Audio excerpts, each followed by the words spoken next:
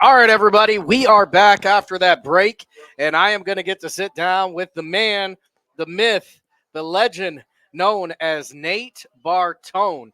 Now, Nate is one of the hardest hitting, one of the most physical runners, tacklers, you name it, that you will ever find. Nate, welcome to the show. Thank you for having me. Absolutely. So, Nate Bartone, folks, this is a working on his fourth letter this year as a Dragon. You've been a starter since you've been a freshman. You've played a big role, honestly, since you were a freshman, both in the running game and on defense. What was it like to come in as that freshman, and what are some of the things that have changed now that you're a senior? Honestly, I think like my strength and like my technique and like how to get off blocks is way better because when I was a freshman, they were just throwing me around and I was getting bullied. But now that I have that experience, I can actually use my techniques and whatnot to get off blocks. And Yeah, and one of the things I think is a hallmark of you when you're playing football. There's never been a game where you've been on the field where I haven't been oof. At least one time when you've hit somebody. Where does that physical style of running come from? Because the smile I see now is the smile I see when you're walking to the sideline after you've ruined somebody's day. honestly, I don't know. It's just, I go out there and I try to my 100% try to hit somebody as hard as I can. Yeah. I'll tell you what, your 100% is something else. It really, really is. So now you are part of what I call the Hydra, the three-headed monster in that backfield for this Lakeside team. You, a very talented junior in J. Anthony Williams, a very talented junior in Devin Miller. Devin Miller, a guy that you've been playing with your entire career. Jay Anthony getting added to the bunch where everybody has started to take those roles and that sort of thing. You obviously are the in between the tackles guy. Nate for three is for real. But you have to take on a blocking role and that sort of thing. Was that something you had to adjust to, or is that just something you're like, this is how I can help the team?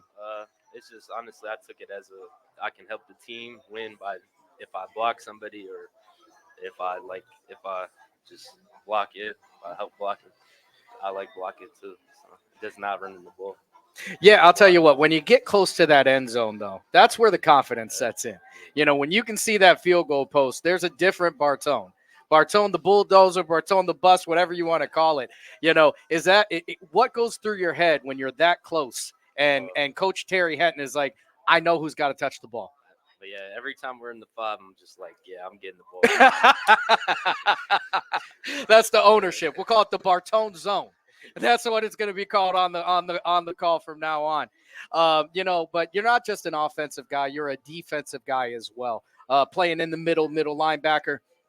I see a lot of times, even in the 7-on-7s, where you're seeing different coverages, calling things out. You seem to be between you and Ty Anderson. You guys are like the air traffic control out there. Do you spend a lot of time, outside of football, looking at things to learn the game even more? Yeah. Me and Tyree, we write notes. Like we watch film, and we write notes on what the other team does, and we write down all their plays and all their formations. So we have a good understanding coming into the week. So. Yeah, I'll tell you what. Between you and Ty, I don't know any running back that's going to want to go in the middle. I'm not doing that.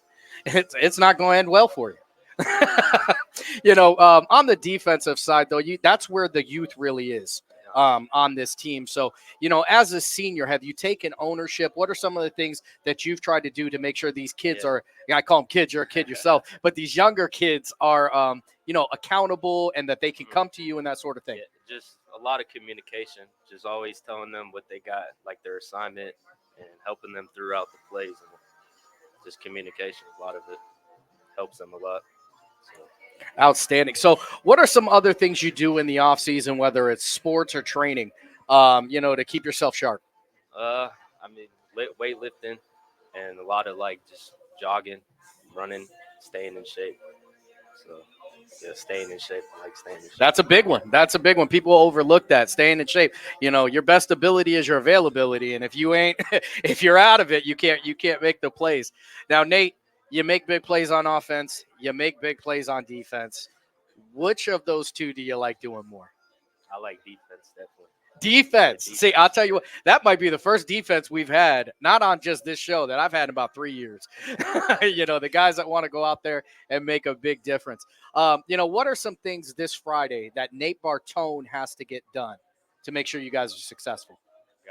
He has to tackle better and just honestly stop trying to juke through the hole and just run straight through the hole. Trust the strength, man. Trust these guys, because I'll tell you what, it's a tough day trying to hit this guy every. I don't know if you've been taken down on a first tackle in 4 years, so it's been a super fun time getting to watch you play this game, and for 4 years you've been a starter, and I can't wait to see what's going to happen this week. I want to thank you so much for coming on the show. This week's Dragon Player of the Week, it's Nate the Bulldozer Bartone.